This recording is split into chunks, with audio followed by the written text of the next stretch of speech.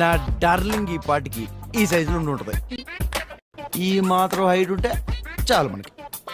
ఇట్టా పట్టేసుకుంటాం. నా బంగారం, ఏ నా డార్లింగ్. వీడెవడో తేడాగాడ్లా ఉన్నాడు. ఎక్కడున్నావే? ఇక్స్ బొమ్మని కవలించుకుంటున్నాడు. నా డార్లింగ్ ఇదే డ్రెస్ వేసేతాను. దీని రేట్ ఎక్కడుంది?